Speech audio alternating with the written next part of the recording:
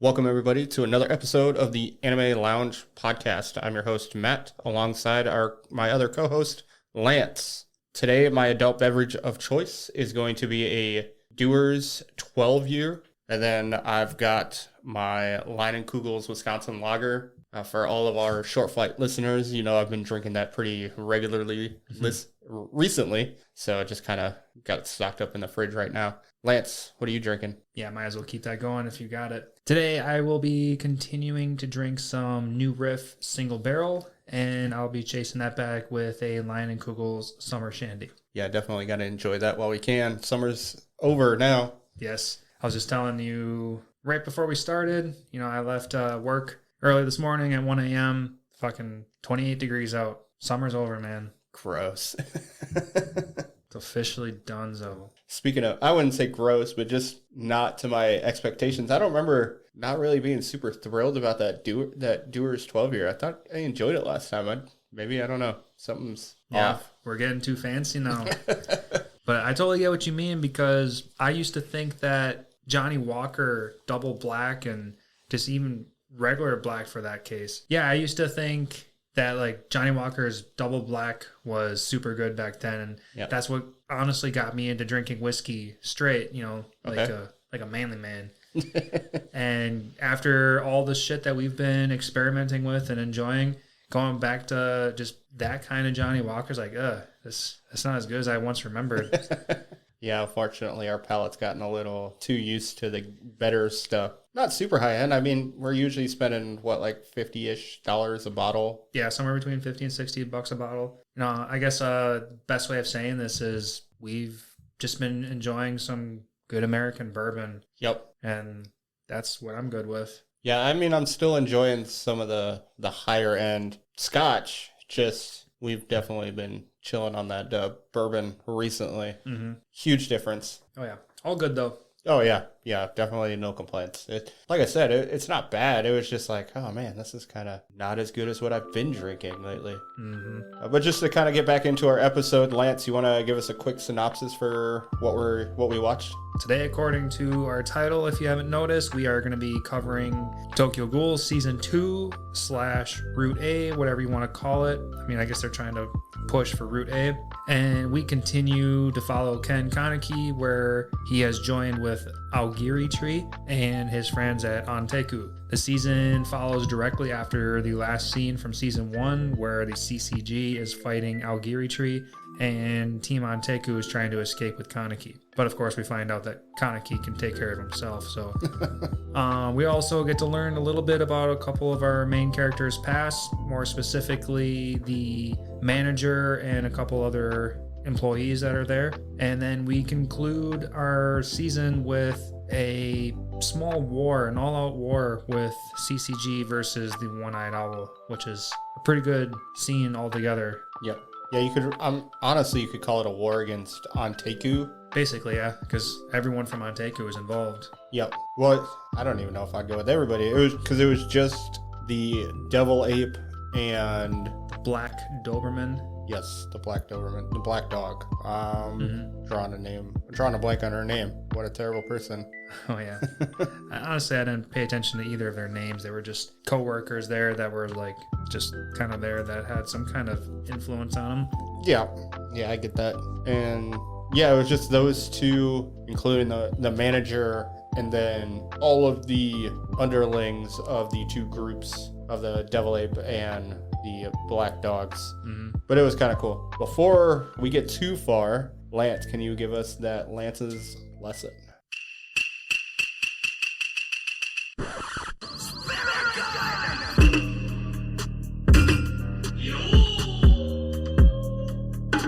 Today's Lance's Lessons is going to be the Japanese word for baby, and that is akachan. That is spelled Akachan. Akachan is a very commonly used word in the Japanese subs. You're going to hear that quite often, but today it's going to be pretty relevant because the baby, the child of our manager, is the true identity of the real one-eyed ghoul. So that's where I wanted to pull Akachan from. And all throughout the season, especially the CCG, they bring up the one-eyed the one-eyed owl constantly. Mhm. Yeah, so when Akira Mato, Amon's underling, you could call her, wants revenge against the one-eyed owl, you get all of the higher-ups that want revenge against the one-eyed owl. So obviously this ghoul killed a lot of people, and then is just a vital person when it comes to who the CCG are looking for. Yep. Very early in this season when they were fighting, who we came to know, Yoshimura, the manager, when he turned into his version of the one-eyed ghoul or one-eyed owl. Yeah. And then we had the two senior investigators, Shinohara and the other guy. They're like, did you notice that the one-eyed ghoul was weaker than what we previously remembered? Yep. And then I don't know about you, but like I know it's been a long time since I've seen this, and I only remembered bits and pieces of season 2 and pretty much bits and pieces of Ri. But after he said that, I was like, oh, well, that's probably because, Yoshimura is older now and he likes humans, so he's trying to protect them to begin with. So, of course, he's not going to be as powerful and he's holding back. But then, of course, we find that that's not the true case at the end of the season. So one thing I will say is I think that the higher-ups fought against that one-eyed owl. Oh, you think they still fought against Yoshimura? I think they fought against Yoshimura, but the ones that all of the executives are out for is the one-eyed owl we see at the end, which would be his son. Okay. Or his child. We don't know if it's a son or daughter. So you think that the CCG fought against both the owls, and the ones that had the massive loss of men fought against the child owl, and our two senior investigators, Shinohara and his other partner, specifically fought against Yoshimura? I think so, yeah. Okay. I think they've all fought in one or the other of the one-eyed owls. We know that they don't know that there are two of them because at the end you get the guy who is essentially the director of the operation saying, wait, there's two of them? Right. And that obviously you can just take that as face value, thinking that they don't know that there's actually two of them. Right. And to help your case, when Shinohara came into the cafe, he's like, haven't I seen you somewhere before? Mm-hmm. Maybe you can take that from the previous encounter when season 2 opened / season 1 ended, whatever, like that specific encounter. Yep. But at the same time, they made it kind of seem like maybe they remember each other from even further in the past. So that's where I can throw you a bone there. Yeah, and I mean, he kind of throws it off where he's like, oh, well, you've probably just seen me around town or something like that. I wanted him to say, like, I'm an old man. I've seen lots of people. I've been around for a long time, man. Yeah, I mean, he could have, but maybe just didn't want to be too obvious. And it was, I guess you want to keep talking about the one-eyed owl since we're here? Yeah, keep going. Just ruthless. Like the real one-eyed owl. The real one, yeah. Yeah, it's just fucking grabbing that. It's like, oh, I lost my arm. Here, let me just chuck up this body and regrow my arm. Mm-hmm. Yeah, it was so crazy how much this new owl just did not give a shit about anything. Which, I mean, we find out why the owl doesn't give a shit about anything because, I mean, it'd be kind of hard to care about anybody when you got abandoned as an infant. Right. So I really wanted to get more information about that. It's been so long since I've watched Ri. I don't even remember if you get any more background information on the one-eyed owl. I hope you do. But yeah, I'm right there with you. It's been so long since I've watched it, and I watched it in Japanese. Yep. So for whatever reason, Tokyo Ghoul. Usually I don't have a problem reading Japanese and following the storyline, but Tokyo Ghoul I had an issue with for whatever reason. Yep. And I think it was because it was way back in like Crunchyroll's days, and I was sharing an account with somebody. So I think when I was watching Tokyo Ghoul Ri, I might have been jumping around episodes and not going consecutively in order. So maybe that's why my memory and thoughts on Tokyo Ghoul were so choppy, because maybe I wasn't even following everything consecutively. Maybe I was jumping between seasons 3 and 2 and everything was just colliding. Maybe that 100% could have happened. I will say Ri at first is confusing because you're just like, wait, what? What the fuck's going on? So I'll give you that one. But just to go back to season 2, I was really hoping to get more information about the one-eyed owl, because it's like, hey, you got abandoned as a baby. You're still around. Mm-hmm. How? Yep. Like how? Exactly, because it was left behind in like some kind of tunnel. Yep. And then how did it survive? Yep. Who took care of it? Yeah, because a baby's not going to be able to just munch on some humans. Especially as a ghoul, yeah. Yeah. Because we all know that as Kaneki, he's half a ghoul, and his ghoul half has completely taken over his human tongue, so he can't enjoy human food. Why would this born half ghoul enjoy anything other than human flesh already? If you kind of get that messed upness. No, I'm following you. And I mean, we know that the mom had to ingest human flesh in order to feed the baby. Oh, is that what happened? That's the only thing I could take away. Okay. I'm glad you said that because that happened in episode 8 when we learned about Kuzan and the whole history behind what happens with the manager and the baby. Yep. And then there was that one very specific scene I wrote down because the wife or the mother goes into a side room, and the manager, as the narrator, says she did the unthinkable to nourish the unborn baby. And my first thoughts were she was going to let the baby feed on her. So I was like, okay, so the baby's going to eat the mother. But then she's in the next scene, like, okay, and the family's all together. Like, okay, so clearly the baby did not eat the mother. Yep. What exactly was that? But I guess with you saying she consumed human flesh, yep, to keep the baby alive inside the belly, that makes a lot more sense. So I'm glad you said that. Yeah, I'm not 100% sure how that would work, but we don't have to break down the science. We'll just call it anime logic and call it a day. Yeah, I guess is she being like a wild dog or a wild wolf and eating raw flesh to pass through onto the baby? Or is she at least being a little smart and cooking it and putting it down? Or no, they probably have to eat it. I think they have to eat it raw. I think ghouls have to eat it raw. Do they say that specifically? No, but like, what if you want some like grilled ground human taco or something? With some terrible cheese and oh, I mean, we can get a little gross. Get a little semen cheese, curl that stuff up. Oh, gross. Okay, I was just implying the fact that ghouls hate anything but human flesh, but okay. Oh, I was just trying to make everything human based. Okay, it didn't have to be semen. I guess it could have been titty milk or something. I think that's probably a little bit more acceptable. Sorry, guys. Sorry to put that into your guys' minds. Anyway, yeah, it'd be interesting. I really don't have more to say about that, but well, I'm curious. I am really curious about how the baby survived. How the baby survived, and who exactly it is. Yep. I've seen, not going off of what I remember of anything. I don't remember shit about season 3 right now. So not rewatching season 3 and going off a tiny bit of rumors that I've gone off of.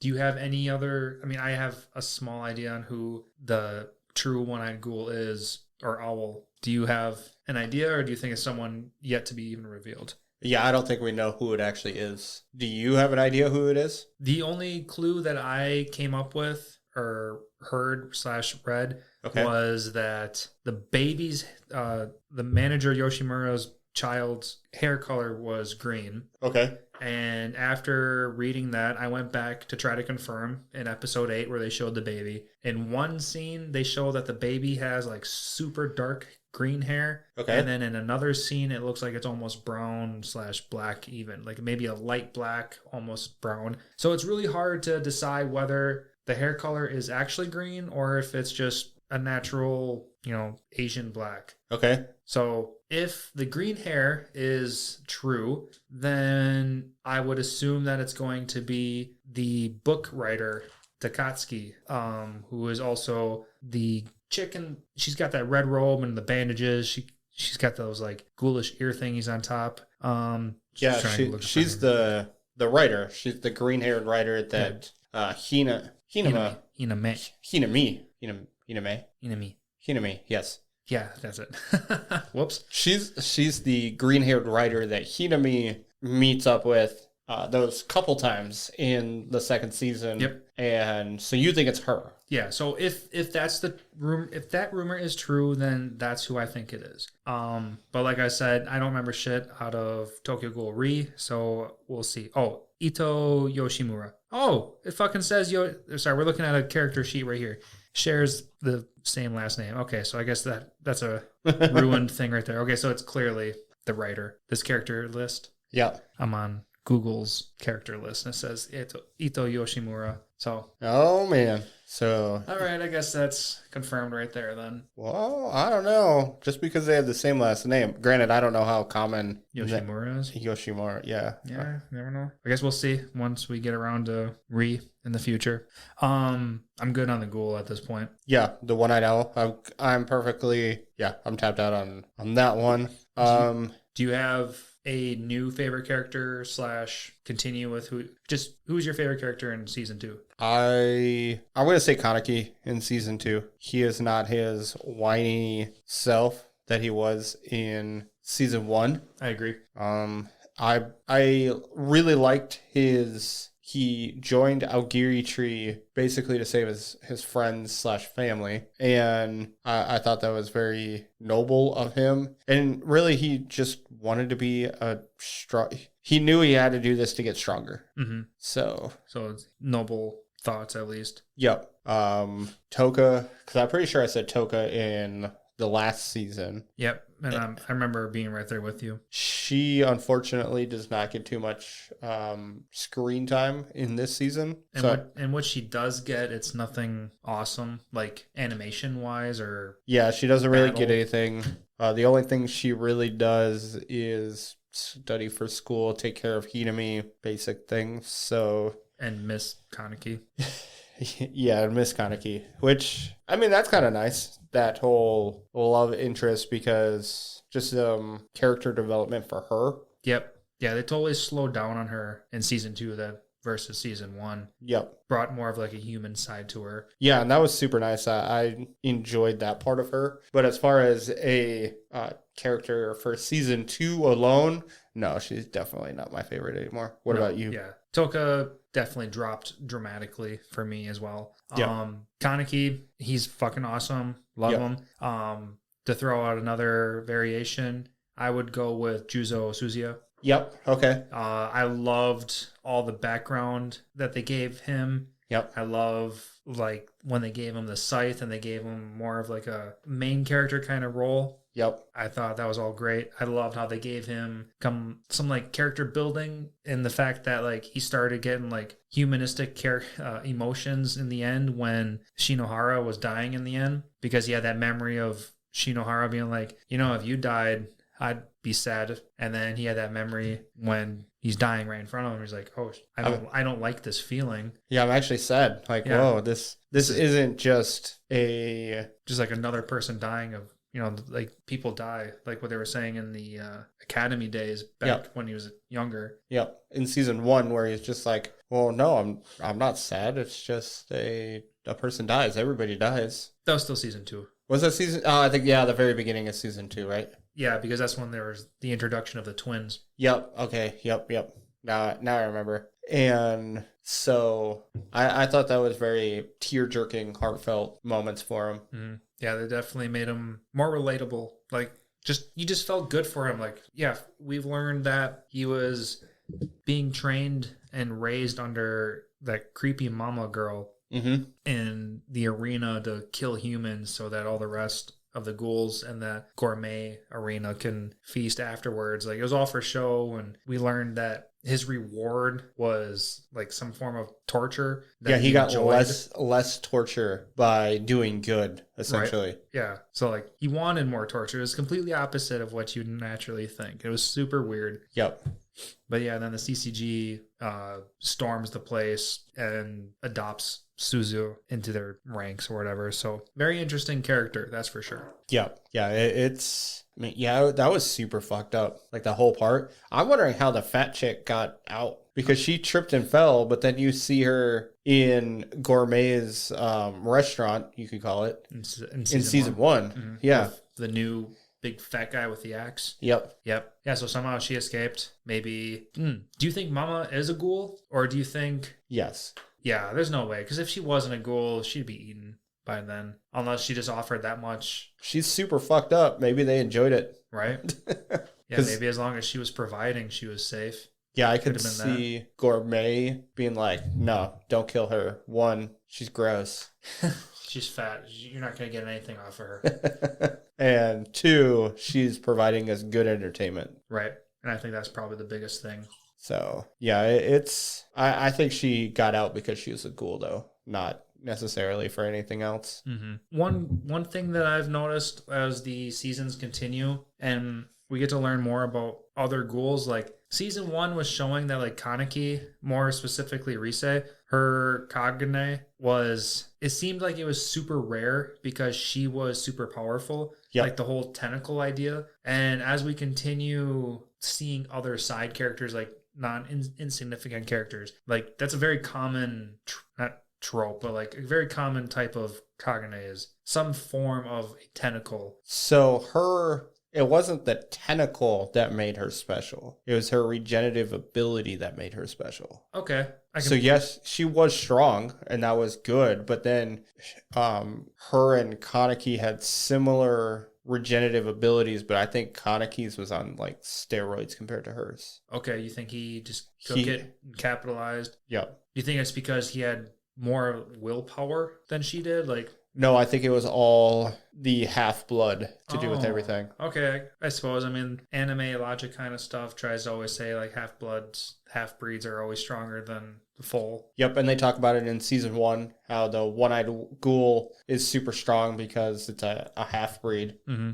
Oh, which is fun to say because in that restaurant, or not restaurant, that bar with Ituri, and she was trying to explain that like there's a rumor that went around that there was a half ghoul birth, and that it's super rare. Yep. And it's super rare because we get to learn in season 2, like what you were saying, it's super rare because the mom had to eat human flesh, in order to keep the fetus alive. And do you think if that's the case? Yeah. Do you think it could work both ways? So if the mom was a ghoul, do you think she could get pregnant? I know where you're going with that, and I'm going to say it's going to be the same case either way. Okay. So it'd probably be easier if the ghoul was the female and she was the pregnant one because she would be eating normal, humans naturally. Yeah. So I think it'd be easier in that case. So yeah, so if that was going to be, why wouldn't more women find men to seduce to get pregnant to produce super insane offspring? Exactly. But just to kind of throw a wrench in that, we find out that they don't work well in teams. No. So Aogiri Tree works only because they have a common goal in the fact that they want to essentially they want to be more powerful than humans and they want to destroy the CCG. But within the ranks, you already saw division and people wanted to do their own thing. Mm-hmm. So they just don't play well together. So I think that's why. So they don't have that team up, let me produce strong offspring mentality. At least until we get to Aogiri Tree. Yes. That's the only true. Okay, so we have Aogiri Tree, and then we have Anteku, and then those are the only true teams of ghouls that know how to work together because there's a good set of commands somehow. Well, you do have the Devil Ape group and the Black Dog group, but for the most part, those groups seem kind of small. Aogiri Tree was the only big organization. Right. And I would say that was basically because they had someone super fucking scary, Well, they had the one-eyed ghoul. No. They had Jason. They had Jason. They had the 3 individuals that were, technically they had 4. They had your favorite not really your favorite, but the person you wanted to know more about. Toka's brother? Oh, no, Noro. Noro, the guy with, he had a white face mask on with a big ass smile and no eyes. And I wanted to see more about him in season 2, and we literally saw a snapshot of him in season 2. So you had him. You had Toka's brother. I'm drawing a blank on his name. We have Akira, I think his name Akira. is. Yep. Yeah, there's lots of variations of the AK. And then you had the one guy that... The clown? Oh, no. Well, I only kind of... Sorry, I jumped... Oh, Ayato. Is that Ayato? Ayato is the brother. Okay. Yeah. Nico, I brought up... That's the clown guy. Sorry, I brought him up because he was a big question mark for me. They show him with... Noro. Noro is the question mark guy, right? No, okay, Noro is a question mark, but Nico is also a question mark. Nico was that very flamboyant Oh, yeah, that guy. Okay. I don't want to make this in a bad way, but he came off like kind of gay, and he was stabbed by Jason in season 1. He's like, calm down, honey. We'll do this when we get home. We'll continue this when we get home. Yep. And then like episode 1 or 2 of season 2, he puts on a clown mask and he says, clowns always get the last laugh. And then he fucking disappears for the rest of the season. So I want to know exactly what the fuck that's all about. Clowns are always interesting. Yep. And then nothing fucking happens. So I want to know what happens with Nico and whatever is behind him, because clearly he knows more people. So yeah, I want to know more about Nico. So okay, so that was just another person that was part of Jason's crew. Yes, and then you had the other individual, the other leader. I'm trying to find him. What, like Banjo? No, not Banjo. The one who basically they were reporting to. Oh, Tatara? Is it Tatara? He's got white hair. He's got a red mask on. Yep, Tatara. Yep. Yeah, he's like walking. He was always nonchalantly walking around, just taking shit and then throwing it back. Yep. He seems super ass powerful, and we have yet. It doesn't even look like he's putting that much effort into anything. Well, he's definitely not putting any effort into anything. You can see it. And so you had those 4 leaders. And then once Kaneki killed Jason, he took over for basically Jason's group, is what I assumed. Right. Well, yes and no, because I don't think he was the brains behind everything that was going down. I think he was more of the muscle that was going down. Yeah. Because I can't see Kaneki being the one being like, hey, I don't remember what that dude's name is that they broke out of that truck. Yeah. He's like the guy who was crying over Jason. He was like, how do you spell his name? And he's got like, whatever. I don't think he was the one behind breaking him out. And I don't think he was the one behind breaking out that shirtless dude with the very Chinese mustache at the bottom of the CCG area. The one that just kicked Kaneki's ass. Fucking kicked his ass like it was no big deal. This character sheet is saying Matasaka. Yep. Matasaka Kamishiro. Yes. And his Kagure was like one big ass tentacle that like had like a split tongue at the end, and he was just kicking Kaneki's ass the entire time and he was barely even trying, and then he whips Kaneki into like through a wall into a room full of a bunch of like skeletons and bones and whatnot, which is another scene I want to talk about. Okay. Let's kind of, I'll talk about that if after. I'm trying to think. So, yeah, it was just, I don't remember where I was going. So we can just kind of continue on. Sorry. So what do you want to talk about? Yeah, sorry, my train was going and I just kept following my own train. Sorry, I threw you off. No, you're good. Okay, so at that scene, we got Kaneki versus the Kamishiro. Get his ass kicked, and then boom, Kaneki gets thrown into a room of a bunch of bones, and then he starts getting scared, cries, and starts like eating bones or something like that, while at the same time Kamishiro is being face to face with that bandaged up girl. Is like, hey, do you want to see Rise? Come with me. What the fuck was that all about? And then we never see him again. Yep. But at the same time, we're flashing back to Kaneki going crazy, like, I have to save my friends back at Teku, and I'm going to start getting crazy. And all of a sudden, he starts growing this weird ghoulish nose. Like, he starts hollifying himself, throw some bleach into this, and then he just fucking bursts out of nowhere, and then he goes and fights. Oh shit, who does he fight? He fights Amon. Well, no, he fights Amon's his leader. He fights Juzo versus Twins, Wing Brother versus Investigator, with Evolved Kaneki versus Investigator. 2 Kagures, Centipede ? Sounds like a hollow. That's what I wrote.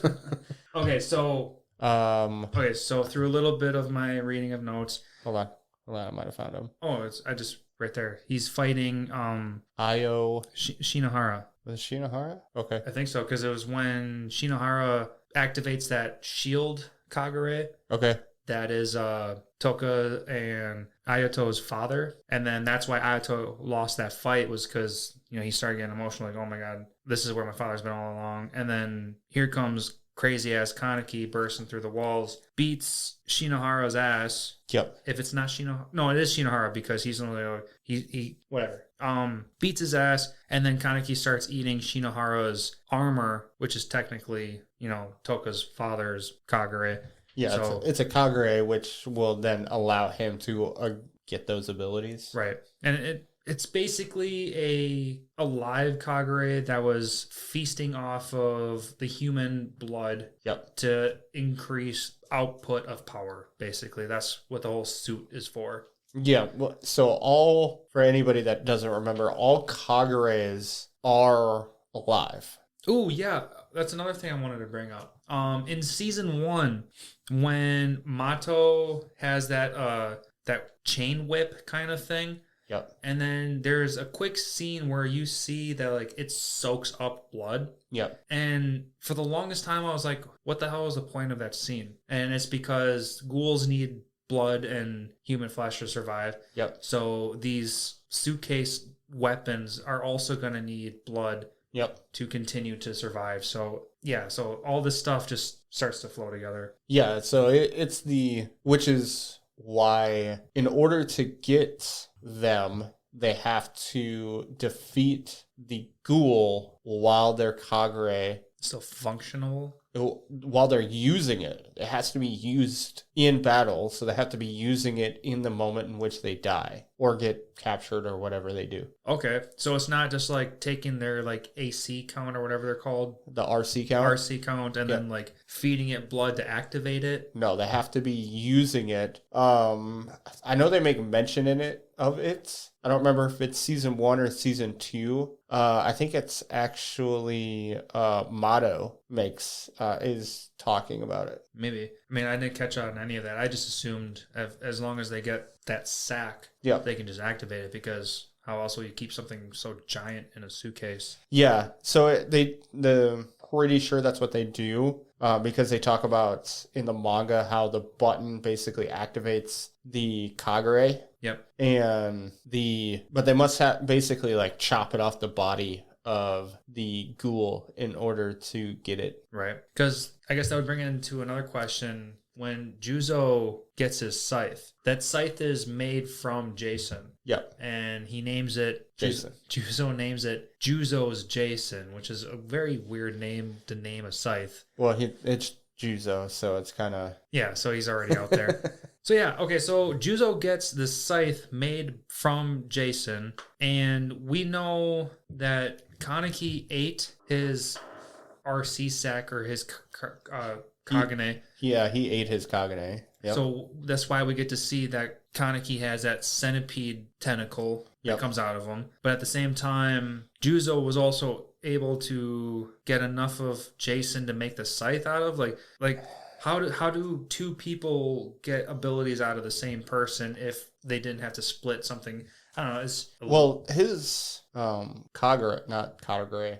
His, what are their weapons called? Drawing a blank. Queen K? Yeah, so Juzo's Queen K really didn't have any abilities. It was just a scythe. Right, that's what it was just a really fucked up looking scythe. That's what I was gonna get at. Like, oh shit, what was that anime where there was that crescent moon in the way, and there's Soul Eater, Soul Reaper, Soul Eater? Soul Eater? Off of Fire Force. Yeah. I think it was Soul Eater. Yeah. It just reminded me of that series because a couple people use scythes, and yeah, it's Soul Eater. Eater, yes. So that scythe just instantly reminded me of that. But yeah, Juzo's scythe is nothing more than just a weird ass shaped scythe that does sharp damage. It's just is sharp, it does damage. It's like his knives that he was killing twins. Fucking up the twins with. Mm-hmm. Right. So it just had, I don't know, they've got to have, it's just like those bullets that they were using against the ghouls. It's probably just got some special formula that allows them to cut into or penetrate the skin of the ghouls. Yeah. And yeah, I guess I can accept that as much too. Like it has just enough to be effective. Yeah, because that scythe isn't anything to do with Jason. Like, it's not his Kagane. Right? Because if it was, then we'd see some badass action other than it just being a solid weapon. Yep. Yeah, so it's just really weird because Kaneki clearly has the actual ability of Jason. Yep. And then we have Juzo with just the leftover shards, basically. Yeah, I can go with that one.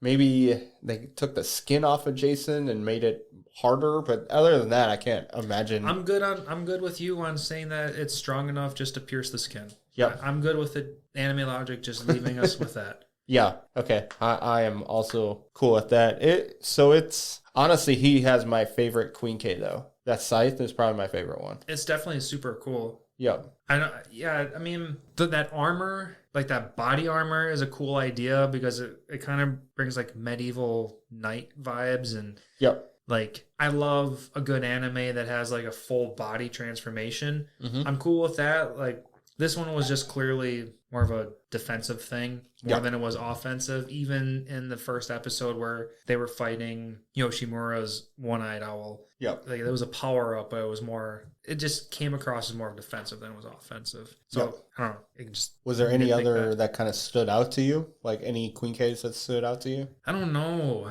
Like there was a couple Queen Ks that like had like those futuristic looking, like Halo looking guns that shot. Like those are pretty interesting. Yep. Other than that, we had that Kishua Arima, the guy who's going to be I remember him being a big pain in the ass, the big leader for the third season. Okay.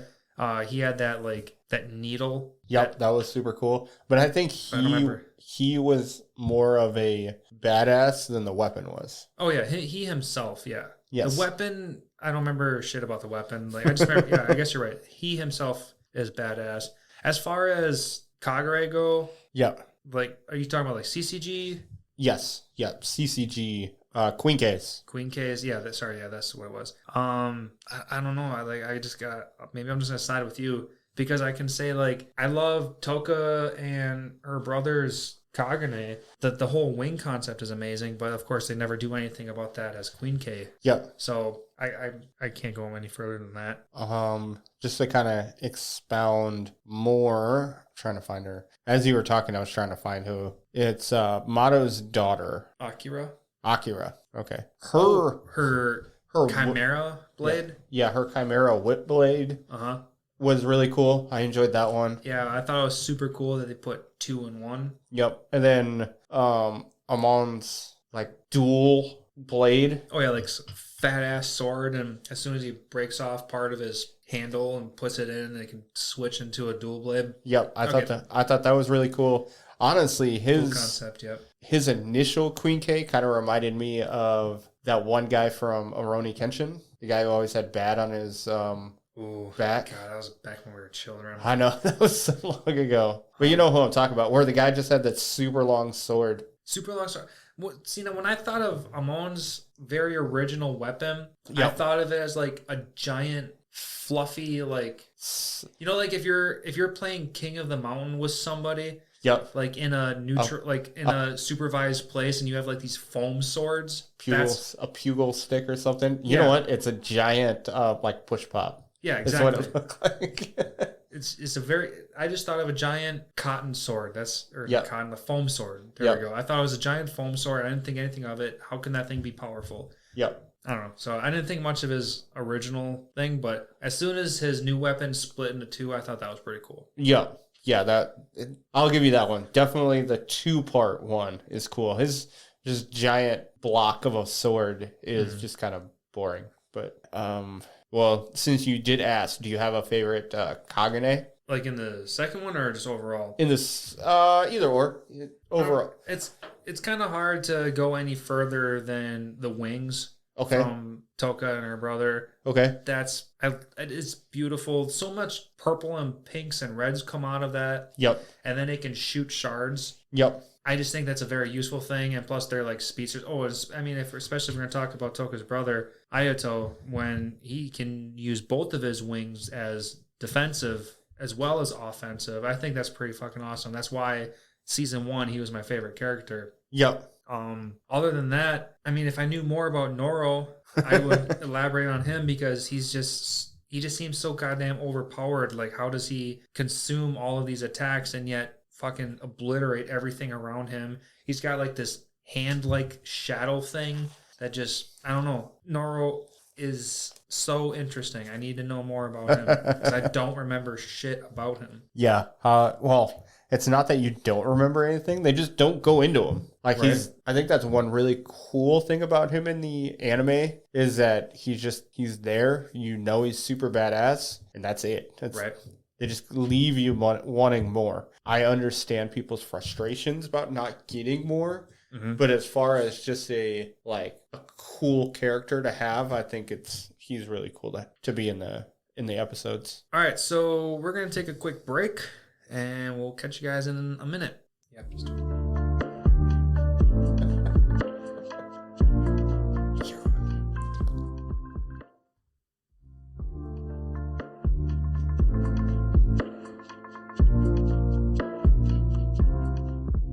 All right, now that we're back from our break, I think this is a good time to talk about Hide. Okay, yeah, I agree. He's definitely somebody we need to talk about. Yeah, because he's important. He's important and not important at the same time. It's so weird.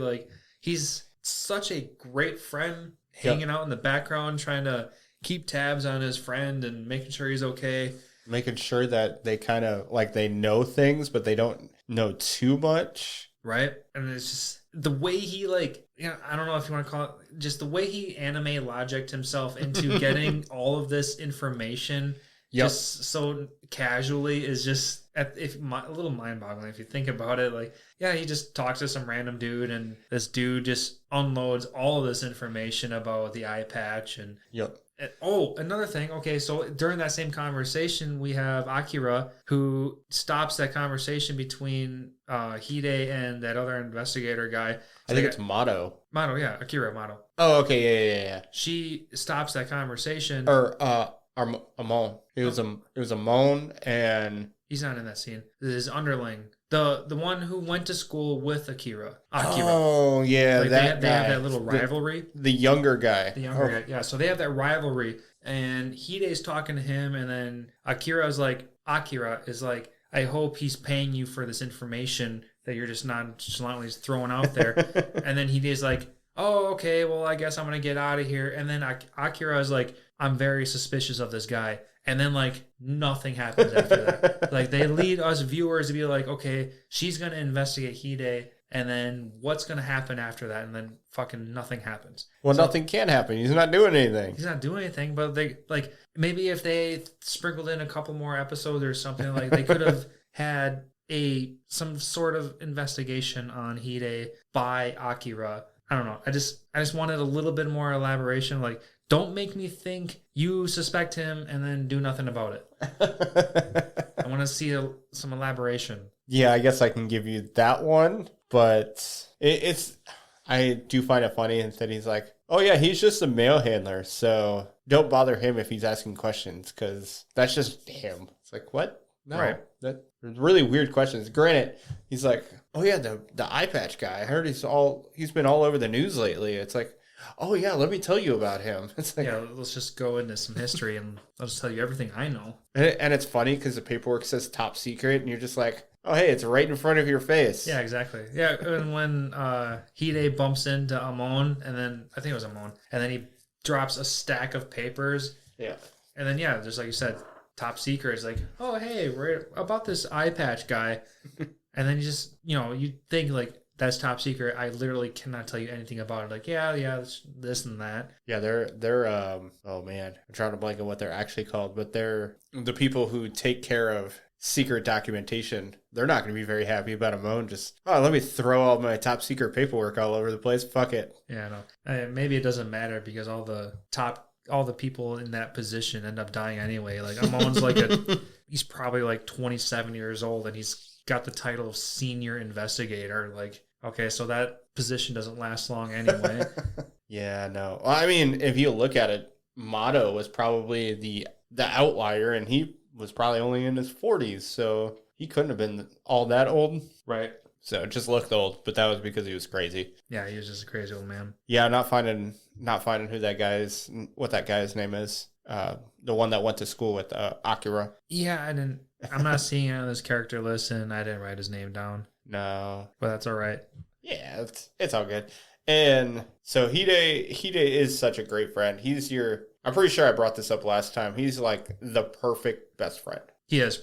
I mean, he knows literally all about Kaneki's secret, and he's being so cool about keeping it on the down low. And basically, I was waiting for you to tell me. Basically, yeah. And then where he's like, oh yeah, where the guy beat his ass. Oh, Nishiki Yeah, in season 1. Nagashiki? Nagashiki is Hide's first name. Okay. Nishio Nishiki. Nishiki. There we go. So when he's talking about how Nagashiki is just beating his ass, and he's like, yeah, I knew then. He almost killed me, but, I tried playing it off. It's like, what? I fake played dead. Yeah, I thought that was pretty fucking crazy. Especially because, like, I since we watched this back to back, like, yeah, his eyes were open, and, like, I can totally see where he was playing dead, but, like, dude was stomping on the dude's melon. Right? There's no way that he could have, stayed conscious under that entire period. Yeah, would not surprise me if he didn't. And it was just so crazy because it was just so crazy that it's like, hey, I tried playing dead, but he tried making me dead, and it didn't work. It's probably one of those things that in the beginning of the manga, he could see it, especially because, it's, hey, ghouls don't like food. I took you to your favorite hamburger place, and you ate one bite and threw it all up. Yeah. Like, he's not stupid. Right. And he's not stupid, and he knows, and, like, when he saw Toka at the school, he brought her to coffee instead of, like, food. So, like I'm sure it was obvious why he brought her there, and it's because he knows. I'm surprised at that scene alone. He wasn't like, yeah, I know he's missing. I know why he's missing. I miss him and stuff like that. Like, everybody's keeping their secrets to themselves, and as a viewer, it's like, we all know. I know someone share a secret with someone. Well, the only person that we don't actually know with full uncertainty is Hide. Like, we can assume that Hide knows, only because we know how perceptive he is. But as far as at that moment in time when he's talking to Toka, we're not 100% sure that he does know. Yeah, I mean, there hasn't been that point blank statement that we know. Yep. But we know from season 1 back when Kaneki was talking to the manager. Yep. In that room after the Nishio fight, he opened his eyes. Yeah. We as viewers knew he heard everything. So, like, it's always been in the background. But that's the one thing about this show is nothing is ever explained point blank. It's always, like, nonchalantly thrown in, and we have to think as the other characters of what they might be thinking in order to understand what's going on. So I think that's the fun part about this show is they're not hand feeding you everything. You pick up on things. Yeah, that's probably one of the things that I really like, that it's a darker show and they don't dumb it down. Yep, that's a good way. They don't dumb it down. They expect you to basically either watch it a couple times or really pay attention to all those details about what's going on, because there's a lot of information and there's a lot of details. There's a lot of intricacies that's going on. And I mean, look at Kaneki at the end where the black dog girl is dying, and she's like, okay, I get it. You went to Aogiri Tree because you knew you had to get strong. Mm-hmm. And you knew you would never get this strong if you stayed here. Like, that's super, like, perceptive and really deep in all actuality. Yep. So Lance is going through his fancy-dancy notebook that can wipe stuff away. Yeah, because it's basically a dry erase notebook. Yeah. Going through my notebook, and there we go. I came across 2 things that I had written down that I had questions about. And one of them was, why is the manager as the owl so strong? If a full-fledged ghoul needs human flesh to reach their maximum potential, and he's basically a vegetarian in a sense, like he's eating like low-calorie humans. Well, I guess I'm explaining that a little wrong. Like, I know he's eating suicide victims. Yep. He's not like the one-eyed owl where he's just chomping down on humans left and right. Right. Yeah. Like, okay, so the manager is eating cheaply and scarcely. And, okay, like, I know his past was awesome. He was eating anything, killing everything. Yep. So he was gaining so much power. Okay, so that was the past.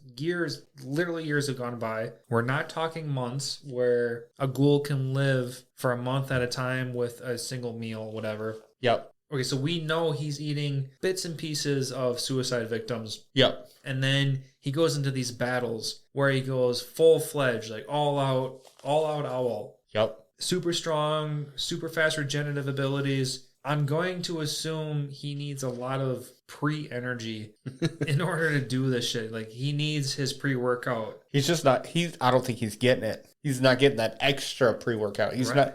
not, he's taking 1 scoop versus taking 2 scoops. Yeah, it's throwing me off. Like I get they want to sprinkle some anime logic in this. He's super strong because he used to be super strong, but like, Yeah. you need to sustain long term. Not for Ghoul. And it's not like they were like, okay, well, here's the manager going to chow down on a customer right before he goes and fucks up a CCG or something. Well, look at the guy who just obliterated Kaneki coming out of a CCG That too. container. That dude came out fucking full blast.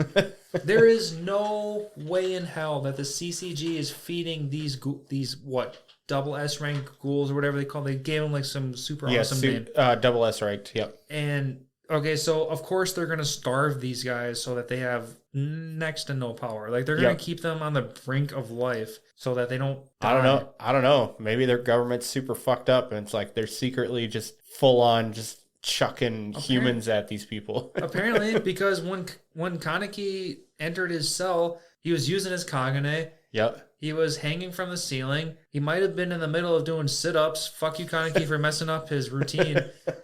And then after that full-out attack, Kaneki was going full force, but that dude was doing nothing.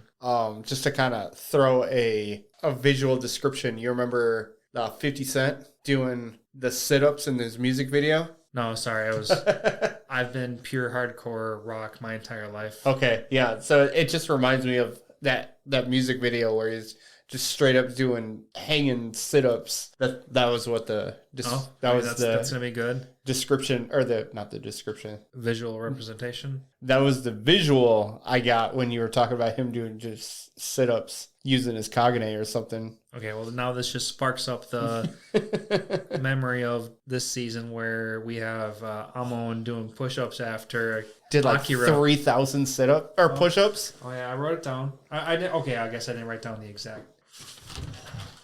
I didn't write. Sorry about that, Lance. Can you let us know how many push-ups Amon actually did? Okay, so according to my notes, I'm not 100% sure because maybe I wrote down too quickly, but I'm 99.9% sure that throughout the course of the night, Amon did 7,819 push-ups.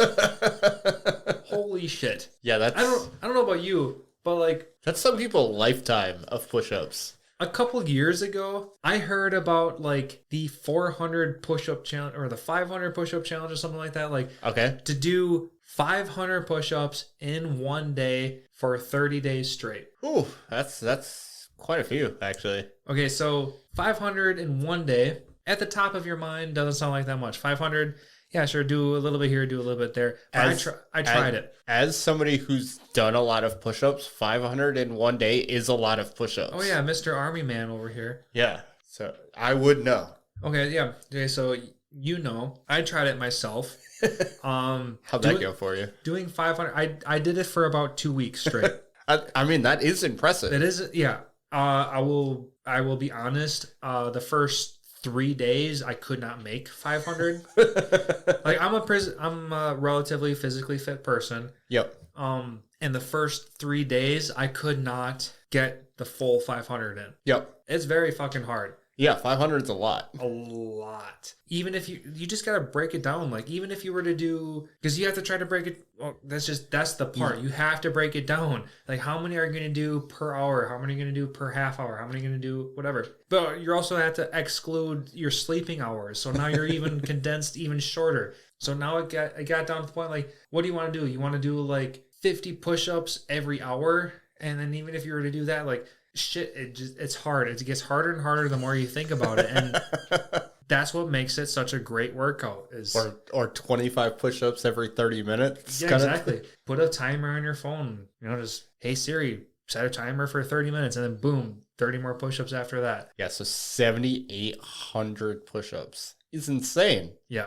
So just to kind of, there was a guy that I was in the army with. He did 2,020 pull-ups. Consecutively? No, not consecutively. I was gonna say, is the Hulk? No. That's impossible. Yes, I 100% agree. Real pull-ups for 2020. He did it. Basically, he did it through all of 2019, and it took him. So he had a year to do it? Yeah, he had a year to do 2,020 pull-ups. Okay, that's interesting. And what did that break down to? Basically, I think it took him like 9 months to do 2,020 pull-ups. But he would do, like 30 one day, maybe 100 another day, maybe 20, because, every once in a while you're going to have days where it's like, hey, I'm not doing any pull-ups for whatever reason. Or right. You can have cheat days. Like, yeah. Like I did fucking 120 yesterday. I'm going to do 0 today. Yeah. So but I think every day he tried doing, I think it was at least 20 or something along those lines. Okay. Just do it a few every day. But there would be some days he'd do extra. And it took him, I think, like 9 months to do 2,000 pull-ups. Interesting. So could you imagine doing 7,000 push-ups? In one night? I don't know if that's even possible. Like, to be completely honest. Yeah, no, I'm on the same page as you. I'm thinking about the math. Yeah, because you have to think about it. So even if because she was drunk, you give yourself 10 hours. Plus he was intoxicated.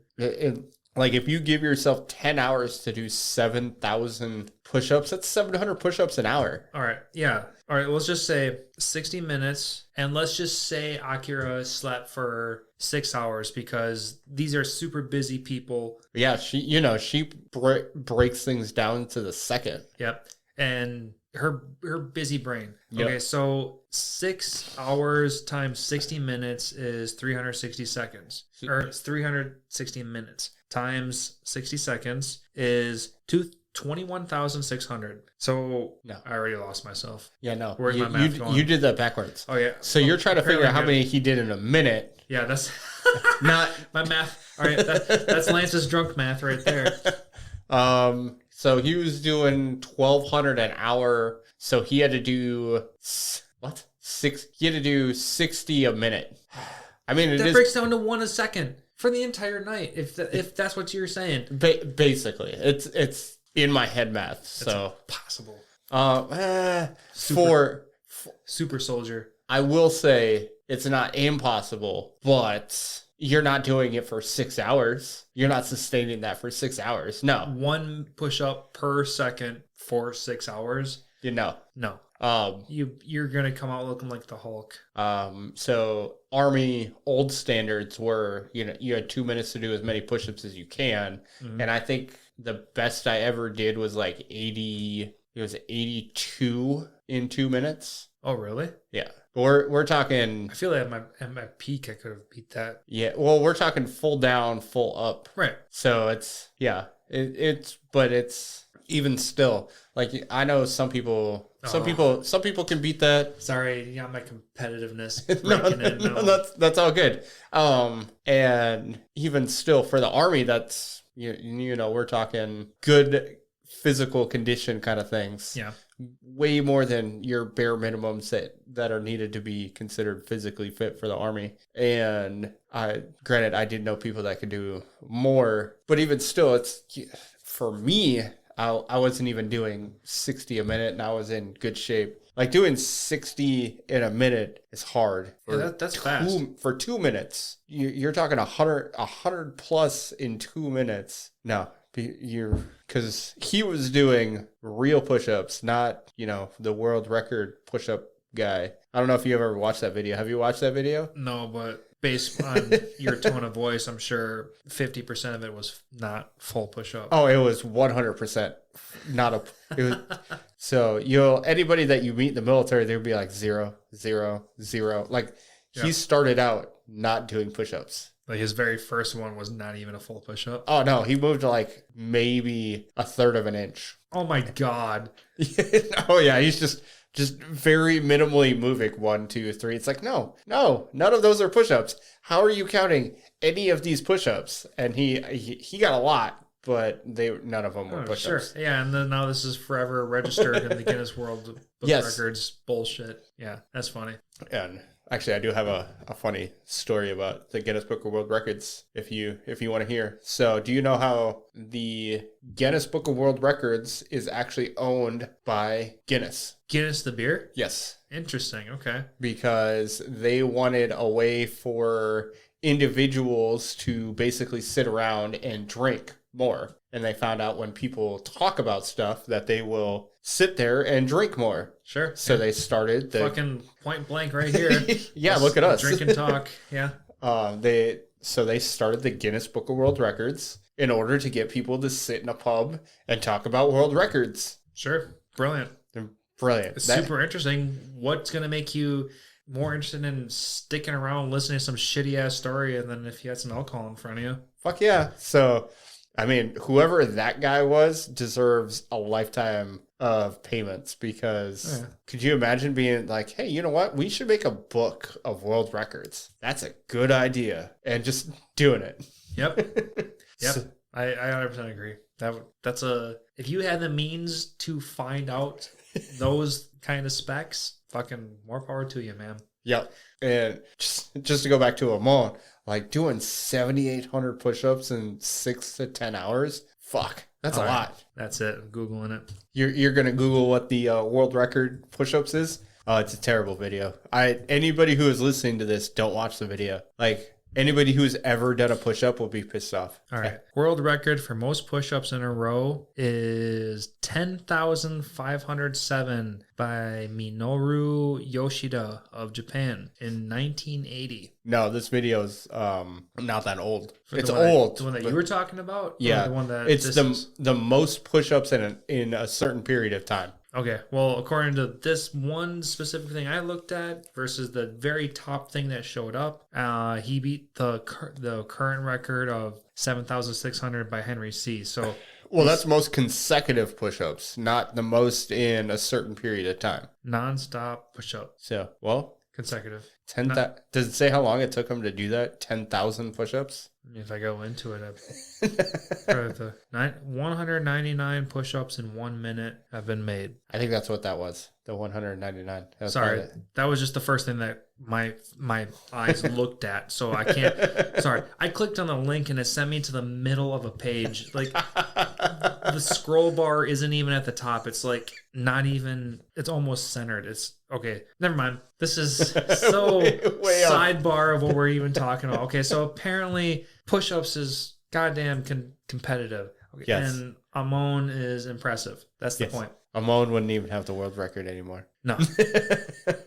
He got beat. His ass is grass. In the 80s, so he would have never had it to begin with. Yeah, this is 2016, 17 that season 2 came out. Something like that. 17? 17, yeah. Yeah, something like that. Yep. Anyway, keep going to go back to actually go back to our series. Man, there's honestly, I kind of feel like we covered most everything. Is there any other things in your handy dandy notebook? Blue skidoo weekend 2. The only, I mean, not even looking at my notebook, there's one other thing that I do want to talk about are the twins. Okay, yep.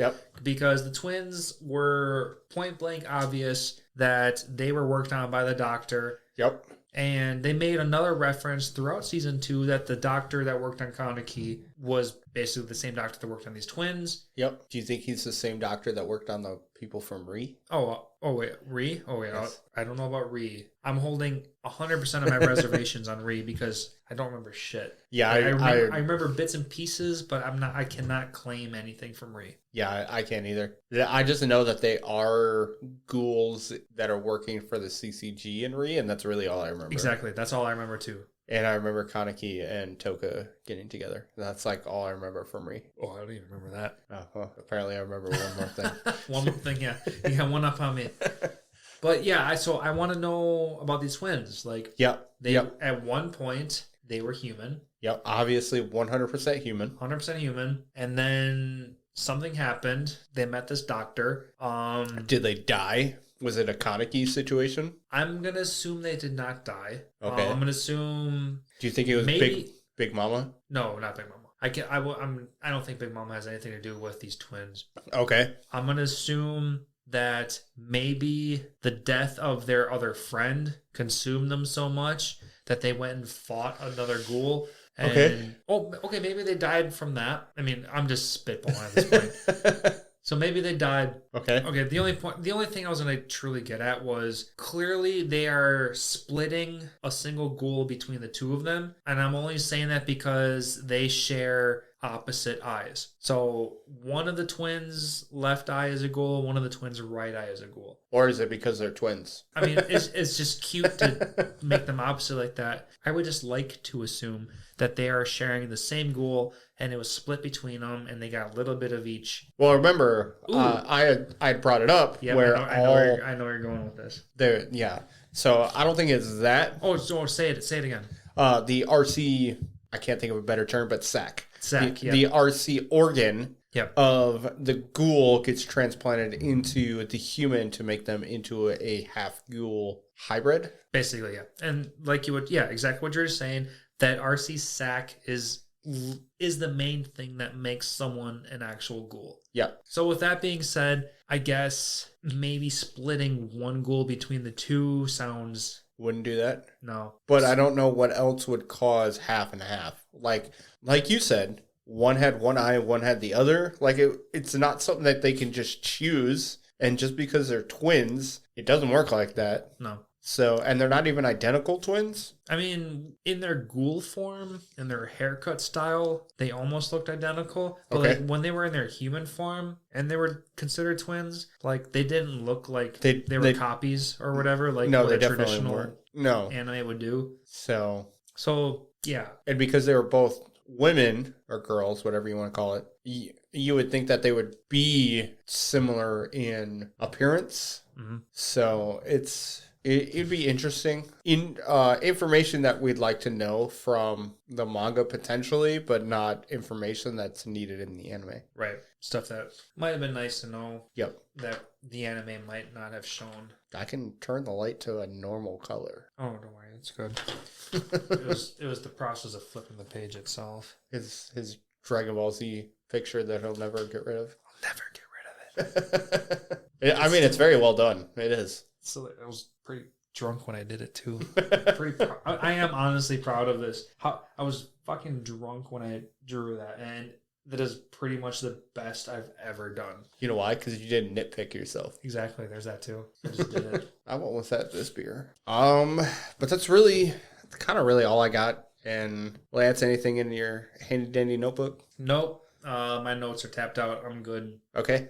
Unfortunately, we will not have a manga mentions attached to this episode. I have been so busy with school and other personal things that I could not read the manga in the time period that we allotted each other. And I feel bad for all of our listeners. I am 100% going to read this manga because I want to know what happened. It's going to be separate somewhere, either an Instagram post or something along those lines, so that anybody that is interested to know why this anime, I guess that's something that I kind of want to touch base with. That the pacing seems super weird. Yeah, it was on par. Like it was awesome, and then it was accelerated, and it was decelerated.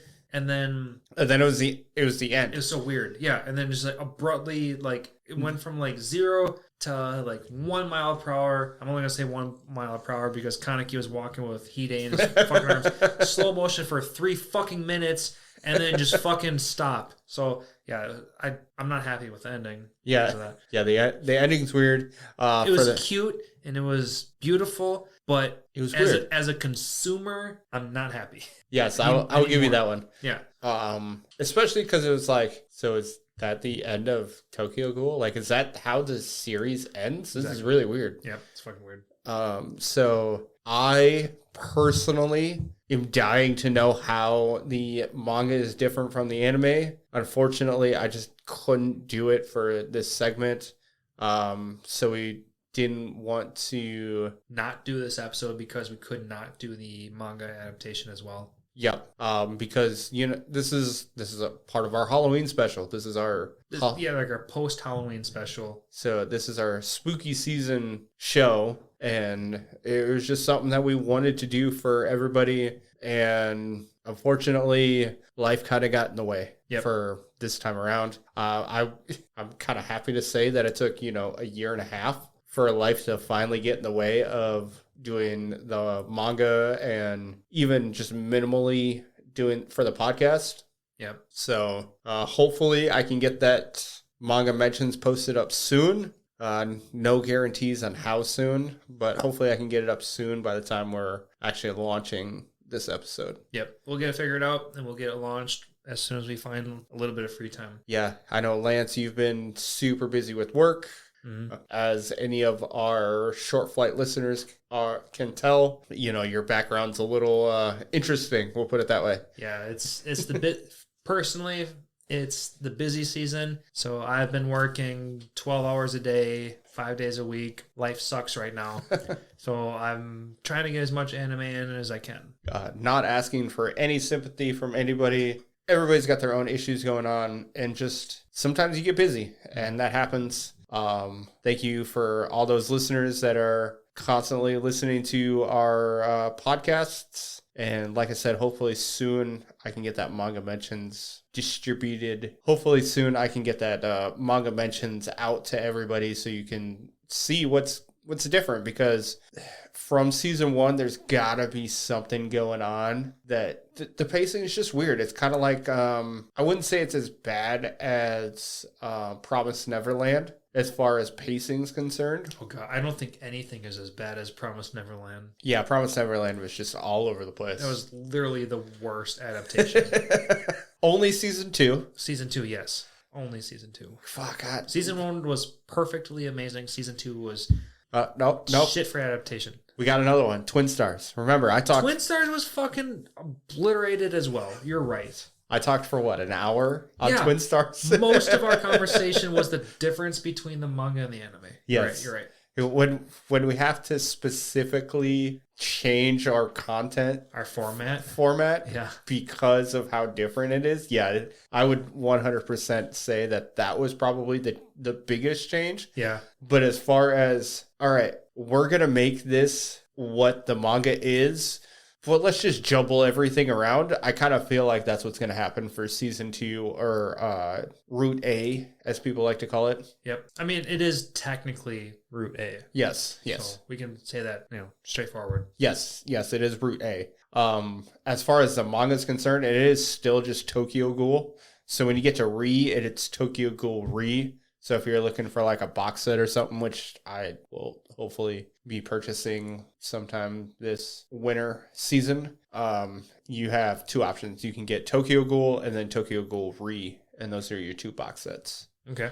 So there's a clear separation between the 2? Yes. Yeah, there's a very distinct separation between the 2. I really personally want to know what the difference is. I specifically try to avoid any manga spoilers when it comes to people talking about Tokyo Ghoul, just because I do really enjoy the series. It's probably one of my favorites as far as just as a whole. I know it might not be the best series in general, but it's just kind of one of those series I really enjoy watching. Yeah, it's just got this certain beauty about it that just drives you in, makes you wanting more, and then it's like it doesn't give you that more at the end. It's like, give me. Oh, fuck you, you fucking stopped. Yep. There's a meme that I constantly see where your favorite anime, it states your favorite anime doesn't always have to be the absolute best, either visually or best story. And it's true. It doesn't have to be perfect 10s all the way around. You can have flaws in your favorite anime, and there's no problems with that. Exactly. I agree. I know eventually when I get more tattoos, I want to get something Tokyo Ghoul related, whether it just be the mask, Kaneki's mask, kind of like what I did with Ichigo's hollow mask. I have that tattoo, and who knows? We'll see what happens in the future. I know Lance is over here like, my body's my temple, no tattoos. Not the letter. It's just that I've never found anything worthwhile doing so yet. That being said, I'm in the middle of a fantasy football league with my wife's family. Yep. And me and my wife have a side bet going on. And whoever comes out victorious between the two of us with most wins. Yep. Okay, let's just say the winner gets to decide a tattoo for the other person, but the loser gets to decide where to put it. Okay. And right now I'm fucking losing. So my question, I might just get my first tattoo. my question is it regular season wins or does it include playoffs? It's regular season. Okay. As soon as the playoff starts, the bet's over. The bet's over. It just stops. Yeah. So yeah, I'm currently at this moment I'm losing. So my first tattoo is gonna be a bet at this moment. So okay. I'll make sure I update you guys with how this is gonna end up. Oh man, I got to give Emily great suggestions on what to give you then. Oh, go for it. Don't worry, I get to decide where it goes. Yep. And I'm going to tell you it's probably going to go on my ass. I heard so no one else can see it. If it's bad, it's going to go on my ass. If it's decent, it might go on my calf or my shoulder blade or I don't know. What it is, depending on what it is, I'll decide from there. Knowing your wife, she's not going to give you anything super ridiculous, but it probably will be funny. All right. We agreed that we're not going to give each other something fucking idiotic. No. We're going to give each other something semi-funny. No. But it'll be funny enough to put like on our butts to show our friends. Well, no offense. I don't want to see your ass. So hopefully that's not something ass-worthy, I guess. I'll show you my butt cheek. I don't care. So no unicorn shooting out dildos or something? Nah, probably no.